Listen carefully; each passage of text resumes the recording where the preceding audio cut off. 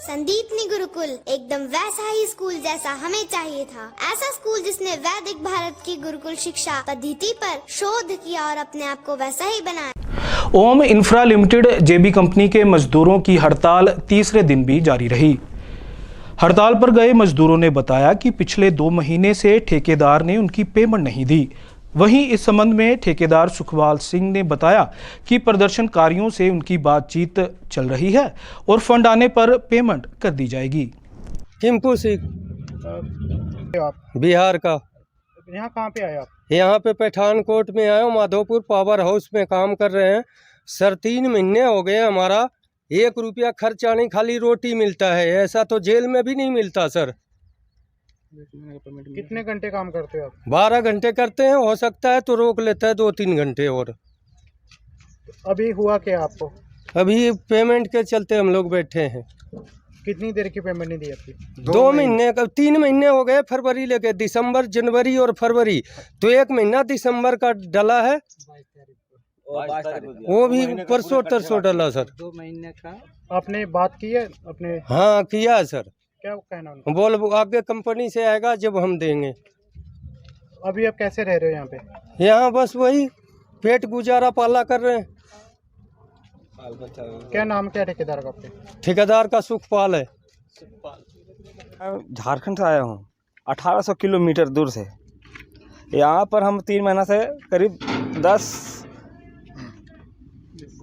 दिसंबर से यहाँ पहुँचे और 17 दिसंबर से काम पर लगा हूँ। लेकिन 17 दिसंबर में 3 बार हड़ताल करना पड़ा पैसे के चलते। पैसा आज मिलेगा, कल मिलेगा, परसों मिलेगा, लेकिन फिर जब बराबर होता है फिर नहीं मिल पाता है पैसा। क्या कहना है ठेकेदार का आपके? ठेकेदार का कहना है कि काम करो सिर्फ, तब पैसा मिलेगा। अभी आप कैसे रह रहे हो यहाँ पे? अभी बस रोटी और चावल खाली सिर्फ मिलता है, वो भी मिलता है तो कहता है कि खुराकी, कहता है कि हम लेंगे 2-3 हज़ार 3200 लेंगे खुराकी, और यहाँ हम लोग के खाना खाली सिर्फ दाल और रोटी ही मिल पाता है। हम लोग पगार सिर्फ मांग चाहते हैं, हमको फाइनल दे दो, हम लोग घर चल जाएंगे। हम लोग यही कंपनी से भी बोलना चाहते हैं और अपना ठेकेदार से भी कि हम लोग जो काम करते हैं उसका पेमेंट चाहिए। बाकी बात हम लोग को झूठा आश्वासन कहीं से नहीं चाहिए। कोई भी आ जाए, चाहे वो नेता हो, मीडिया वाले हो या कंपनी वाले हो, बस हम लोग को पेमेंट चाहिए। काम किए हैं सो उसके बाद में अगर हम लोग काम जाएंगे तभी वापस, जब हम लोग को पेमेंट मिल जाएगा तभी जाएंगे। कितने पैसे बनते हैं आपके टोटल? टोटल जो है वो हमारा 608 घंटे का है और उसी बीच से ओवर टाइम मिलता है, वो 825 रुपया बनता है P3 में। उसके बाद जो करते हैं एक्स्ट्रा, वो एक्स्ट्रा ही मिलता है उसी के हिसाब से जोड़ के। कल आपकी कोई बातचीत हुई है अपने ठेकेदार से? ठेकेदार से कोई बातचीत नहीं हुआ। एक मीडिया वाले आए थे मित्र, वो बोले कि हम पेपर में छाप देंगे। वो भी ऑफिस में गए, PM जब आया तो पता नहीं क्या किया, वो लोग बात किए और वो छाप के दिए हैं। बस यही बात हम मांग करना चाहते हैं। हम काम किए तो हमारे को समय से पेमेंट चाहिए। अगर आगे काम कंपनी को कराना है हम लोग से तब, और हम लोग को कोई किसी से मतलब नहीं कि हम लोग ना किसी से झगड़ा चाहते हैं ना कुछ नहीं चाहते हैं। हमारा समय से पेमेंट मिले, बस यही मांग है, बस और कोई मांग नहीं। ठेकेदार का है सुखपाल नाम।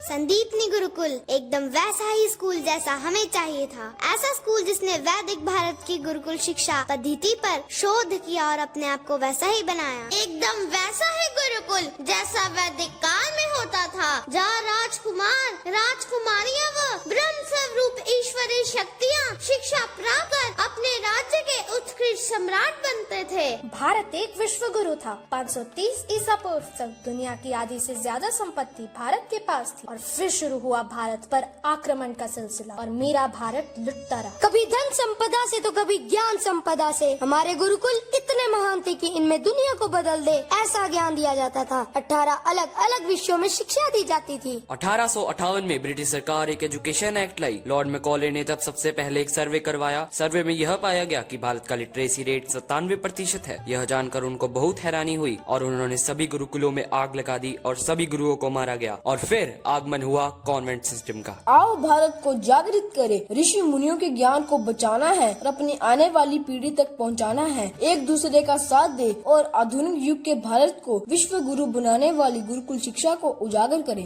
बच्चों में coding, artificial intelligence, application development, ethical hacking, public speaking के साथ साथ ब्रह्मचर्य, मंत्रोच्चारण, निर्भय तथा सत्य जैसे दैवीय गुणों के संगम से प्रत्येक विद्यार्थी को महानता की ओर ले चले।